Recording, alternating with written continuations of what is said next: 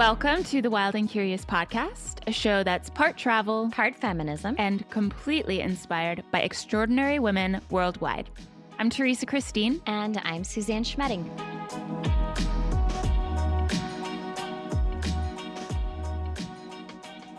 The Seven Summits is each of the highest peaks, the highest peak on every continent. So there's 7 continents, and so you've got Everest, you've got Denali.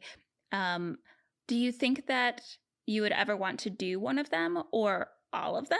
Yes, I think I would want to do all of them. Really? Yes. Outdoorsy, Suzanne. I love it. I am outdoorsy. Someone told me once, they were like, you don't really seem that strong. And I would be like, I would punch him in the nuts and run off. I actually really enjoy being outdoors, and I run and I do yoga and I swim, and I skipped my college graduation to go rock climbing, and I've gone bouldering. I forgot you're like a big old rock climber. Yeah, and I think it's like when I hear stories like these women are doing 7 summits, like I immediately start fantasizing about I would love to do that. Like I would love to kind of meet that challenge and test myself and kind of see what I'm made of, because I think I'm strong, and I think I could be even stronger than I know, and I would love the opportunity to test that. You 100% are. And that's the crazy thing too, is it's like, yes, you have to be physically strong. Like you have to prepare, but it is more than that. It is, planning it. It is, waking up and being perhaps miserable and sore and, having your period or something and being like, I'm going to do this. Like, I'm going to make it to the top of Everest. I don't care that I'm menstruating. We are really excited to talk to our guest today. Mariam Ktiri is a mountaineer who's had a taste for adventure since she was a child and fell in love with the mountains in her home country of Morocco. She's now a resident of Bern, Switzerland, and has conquered peaks all around the world. From May 2018 to May 2019, Mariam completed the 7 Summits Challenge, which are the highest peaks on each of the 7 continents. She is the first woman to have done this in under a year.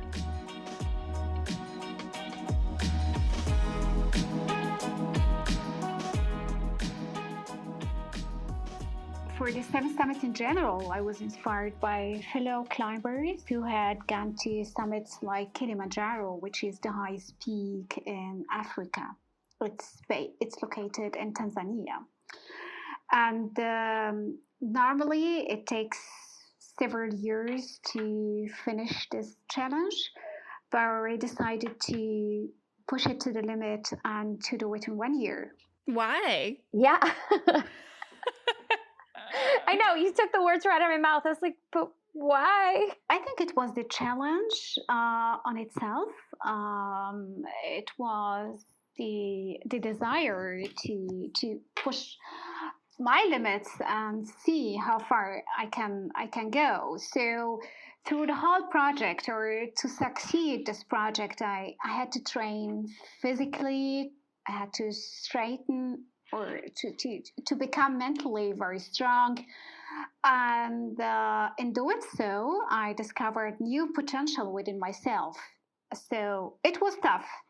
To be precise, my decision to embark on the 7 Summits Challenge in 1 year was not overnight, as there are many factors to be taken into account, like the physical condition, the preparation, the time, and not to mention all the risks related to this challenge, such as high altitude, its impact on the body. Yeah, you have to be really ready to do it.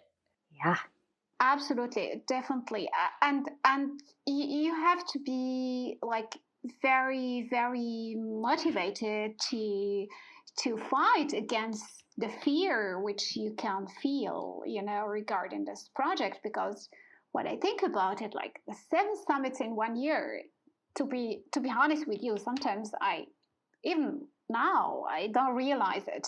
I don't realize that I finished it in 1 year only. You're like, oh, I'm a badass. Wow.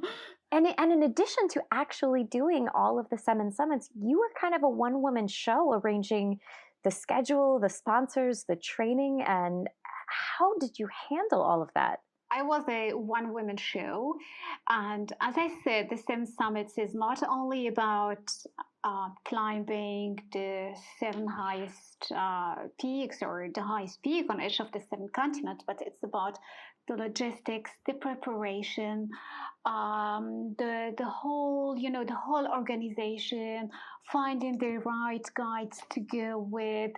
So for me, sometimes the preparation was the most exhausting part. There are so many things you need to think about, and like sometimes I had like 16 hours days, between training, between getting all the gear needed, working, I have to mention that I was working this year. So, Oh my gosh. Oh, wow. So I didn't take a year off or a sabbatical, and this made it more, let's say, more challenging. The most intense Seven Summits experience. Wow, that is really, really admirable. And I mean, I've never done quite an intense trek like this where you have to really plan, a year or even more in advance. You have to train. I've never done anything like that. What is this like in general when you land at a base camp and you're about to embark on your trek? Like, what is the process like? To give you an example of what it looks like to climb one of the seven summits and how it works when you arrive to base camp, we can talk about Denali if you want. That sounds perfect. Yeah, so just to make it more concrete.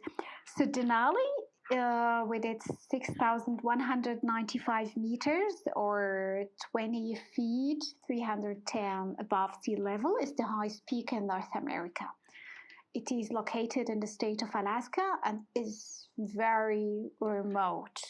Denali is close to the North Pole, which makes its conditions very harsh. So 6,000 meters in Denali, just to give you an example, they don't correspond to 6,000 meters in the Himalayas or Andes, for instance. So the height might be the same, but it feels different. So 2 weeks before flying to the US, for instance, I spent 8 days above 3,000 meters in a winter ski resort in France, in Chamonix, probably you have heard of, doing different mountain activities to acclimatize and get used to the altitude. So the trip starts before you land in the base camp or even before you fly. And once I landed in the US, so the start of the expedition is a little village actually called Talkeetna. Or like I arrived, I met my team and the guides. We spent 2 days in Talkeetna just preparing our gear, packing food, supplies, and the whole expedition material because Denali takes, depending on the weather, between 2 and 3.5 weeks. So once we were finally able to fly to base camp, we started the following day. We started our move to Camp 1. So we were ready. As I said, we had our food, our material, everything. And we started work. I call it work once we landed in base camp. Mm-hmm. The following 2 weeks after we put our feet on base camp, we used to move from one camp to another, carrying very heavy backpacks and pulling sleds with all what we had. It means our equipment, gear, tent, food. So my backpack was so heavy that I needed help to put it on, just to give you an idea. Oh my gosh. You can imagine, there are a lot of crevasses in Denali, so we had to be very careful when crossing those crevasses. Each of the seven summits has its specific environment and specific challenges, right? And each trip, like I had to get used to the whole setup, the whole environment, get used to the team, and we had to function as a unit within a short period of time. You can climb a mountain and reach the summit only as a team. There were also mental challenges. So to give you an example, the weather conditions in Denali, for instance, they're very harsh. So the temperatures, they used to drop to minus 30 degrees Celsius in the night. Yes. So when waking up in the morning, can you imagine, like during 2 weeks, you wake up in the morning and your sleeping bag is covered with ice. So you move your hand, you open your sleeping bag, and then you have ice falling on your face. Oh my gosh. It's really fascinating to hear you talk about it, because it's one thing to picture yourself in that position where you're waking up and there's like ice all around your sleeping bag. But it's another to be thinking, okay, I have to pack, I have to keep moving. And these are challenges that any mountaineer faces. I was wondering, are there any challenges that are specific or unique to being a woman that people face when they're climbing the 7 summits? Mountaineering is a male-dominated domain, right? And like, for instance, in the Denali expedition, I was the only woman in this trip. Based on our bodies and how our bodies work as women, we face different challenges are men, for sure, right? But I think this is the beauty of it, and this is why we should be, or women in general, when they make such big projects in mountaineering, they should be proud, really proud of themselves, and they should get more credit, in my opinion. I think women in general, they are mentally very strong, and when they are motivated and they have a target, so they focus on it much more. It's my experience. Yeah, it's almost like you have more to lose in a way. Yeah. Well, and I mean, given that, like with more to lose and, you know, more physical challenges, what advice would you have for other people, especially women who would want to follow in your footsteps? I would say excellent preparation, motivation, and taking small steps. So this is my advice to everyone who would like to climb the 7 summits or climb his or her own Everest. Before starting a project, you need to study it first, find out what you need in order to tackle the project. Then you can start the preparation, only then, and getting all the prerequisites needed. Stay motivated even in the most challenging moments. Focus on your target, and this will give you the fuel needed to overcome the difficulties. Large projects like the 7 summits, for instance, they have ups and downs. I mentioned this earlier with the weather, so it can be very motivating or demotivating. It can be very demotivating when you are working hard, as I said, carrying load, pulling sleds, and you realize the weather is not what you are expecting to summit. But still, you need to stay motivated and to keep up and cope with the whole situation. The other factor or key success factor I mentioned is taking small steps to stay motivated. So even an 8,000 meter high mountain can only be climbed in small steps to the top. That's really beautiful, the way you break it down and talk about your own personal Everest. Absolutely. Now, 7 summits you completed, so congratulations. That's amazing. And I know right now times are a little weird because there's a pandemic, but What's next for you? Focusing my attention of being a motivational speaker to share my experience on stories with others, and also came up with the idea of creating Seven Summits Adventures, which is a high standard expedition and mountain guiding company that will help me share my experience, my knowledge with others who would like to engage in mountaineering or climbing or just trekking. So you can check out my page on sevensummitsadventures.com. That sounds so cool to be able to have someone who's done it and is like so inspiring leading the way, and to go on that journey with them sounds really cool. And I think Suzanne is ready to sign up. Oh my gosh, I am. I'm over here. I'm like, me, next. It would be my pleasure. Before we say goodbye, and this might be like choosing a favorite child sort of situation, but we're curious, what was your favorite peak that you climbed of the 7? It's a very hard question, you know? Yeah. If I have to select one, I will select Everest, because this was definitely the culmination of all. It was the last of my 7 summits, so climbing Everest was key to success the whole project. And it was also the longest trip to the highest mountain in the world. I spent 2 months in Nepal, a beautiful country with such amazing people. So this certainly left a profound impression on me.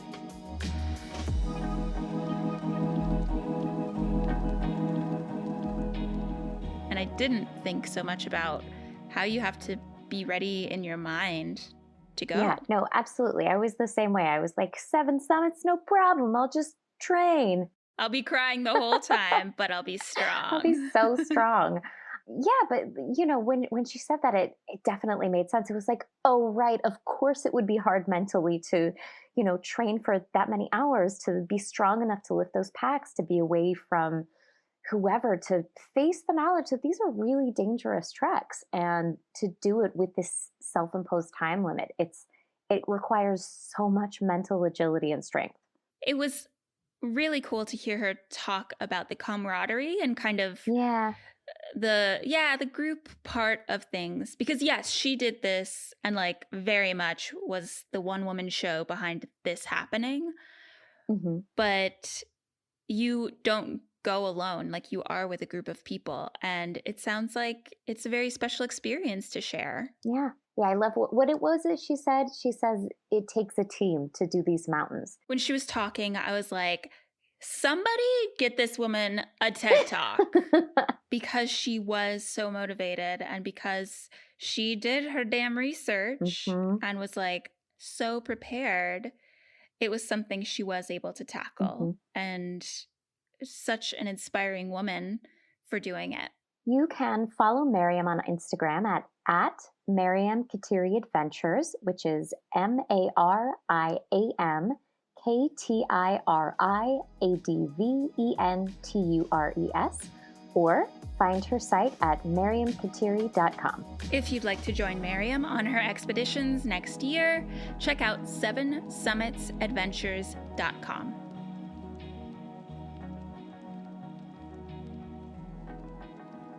If you enjoy listening to the Wild and Curious podcast and would like to contribute to helping us make this thing run, you can. You can Venmo us at The Wild and Curious or via PayPal at paypal.me/thewildandcurious. Anything you send, big or small, will go towards the costs of running a podcast that's dismantling the patriarchy. It means so much to us when people rate our show in iTunes and leave reviews. We read those sweet nothings, and yes, we cry about them. We also love it when people send our podcast to someone who they think will enjoy it. Feminists sharing feminist content is the best.